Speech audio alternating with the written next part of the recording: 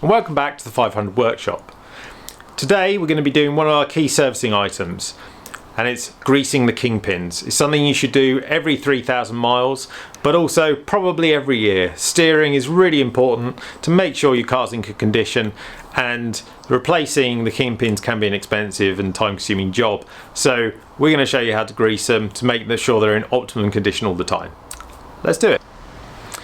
So we're going to be working on our 500F today on the kingpins, and the first job I'm going to do is to remove this wheel so that it makes it easier for us to see what we're doing, especially when we're filming and on camera. So we're going to take a 17 mil socket with our ratchet, and first of all remove our hubcap. And there we go. Put that to one side. Now we've got four 17mm bolts on here. I like to use a breaker bar for this. Probably could use the ratchet, but just nicer to use a breaker bar. Easier. Just break the tension. Don't take the wheel all the way off at this point. Just looking to you see, that's why we need a breaker bar. That one was pretty stiff. That one there. And last one. So next job is to jack this wheel up. So I'm going to actually jack it up from the front and put some axle stands under, just so I can do the steering as well while it's off the ground. So I'll see you in a couple of minutes.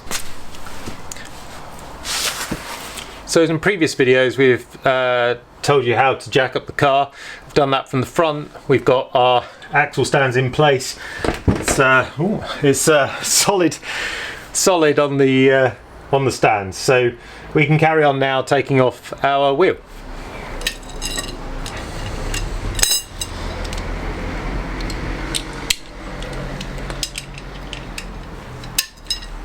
Because we've already loosened the wheel when it's on the ground, we can go back to our ratchet and just take our bolts off. I like to loosen them all.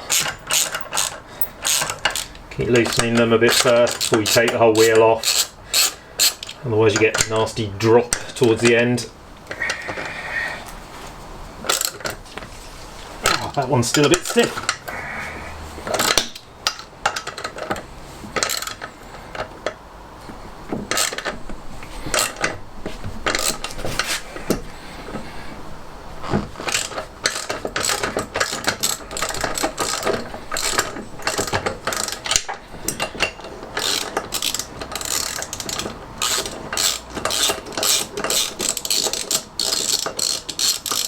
So this one was a bit difficult to get out, but looking at the bolt, there's no damage on it. Just must have been a little bit stiff in the hole.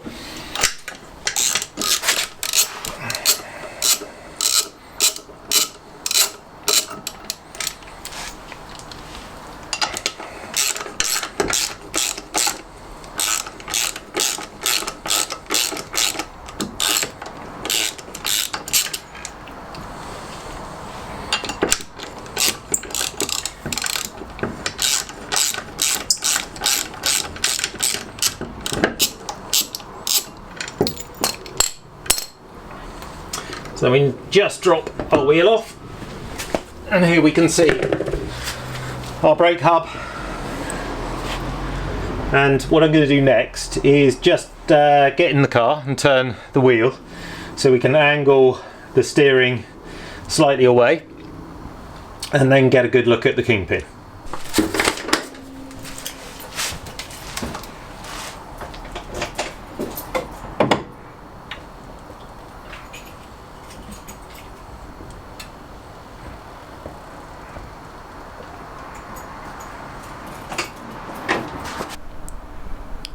So we've moved the angle of our wheel as much as we can, which allows us to come in here. I'll try and do as steady a shot as I can.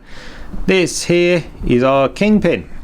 So bolted in at the top there, and our suspension sits on top of that. And this is the Kingpin is part of our steering mechanism, so as we turn the wheel, the piece inside of here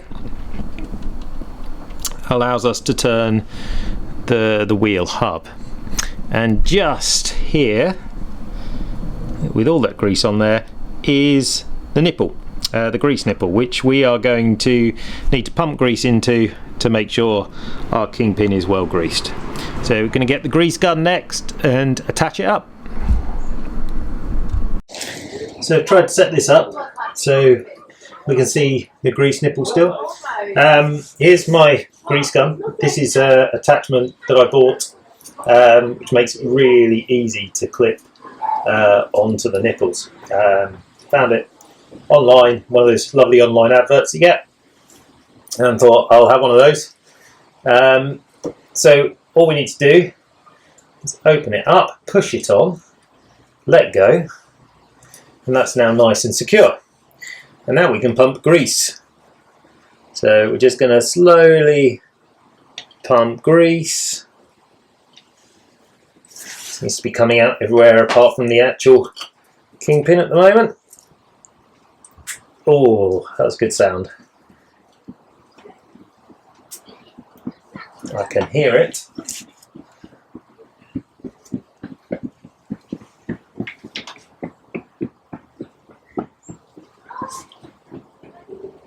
And I can just start, I don't know if you can see at the top here, just start to see the grease coming through now.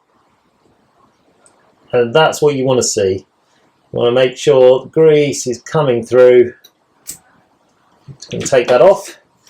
So you can see grease oozing out the top here and out of here, which means it's packed full of grease now, and that's job done. Just because it did leak grease at the front, even with that great clip, I'm just gonna take the excess off the nipple, so it really doesn't need all that around there. Put it up a little bit. Lots of old grease around here as well. But that's good. Pumped the grease into that nipple, and that's all good. Ready to put the wheel back on. So we've straightened up the wheel again. Straightened up the hub. Ready to put the wheel back on. If you haven't put a wheel on before, you'll notice there's a tiny pin on the brake hub, and that locates against a small hole in the wheel itself. So I need to try and line that up. I find it useful to just put my foot under it, and then we're going to just hand tighten the bolts. There's one. I like to do it opposite sides. That's to go on better. There we do. These bolts should all have spring washers. Spring washer helps retain the bolt on the wheel.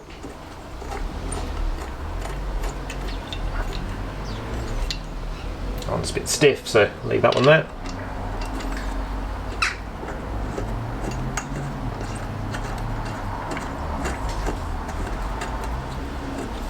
Just going to take the ratchet and just nip them up a bit. You don't have to do them up too tight at this stage. You're not on the ground, and you want to be for the final tightening. There we go. So now we can jack the car back up and take out the axle stands and lower it back down onto the ground. So the wheel's back on the ground. Now we need to tighten up our bolts, and to do that we use our torque wrench.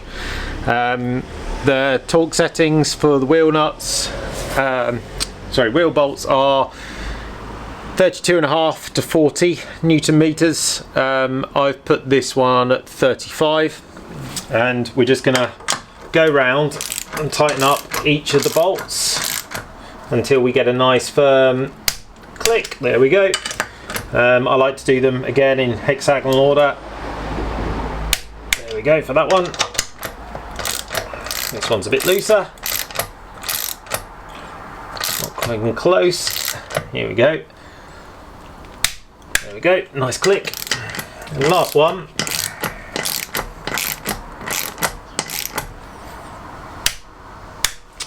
There we go. So that wheel's nicely secured on now at the correct torque setting. Going to switch back to our ratchet and put our wheel hub back on. So the wheel hub doesn't have any torque setting specifically. You just want to, if you do it too tight, I have bent them before slightly, so just want to make sure it's nice and tight, doesn't spin anymore, and that's good, shouldn't come off. And that's how you grease the Kingpins on a 500. So next job is to do the other side.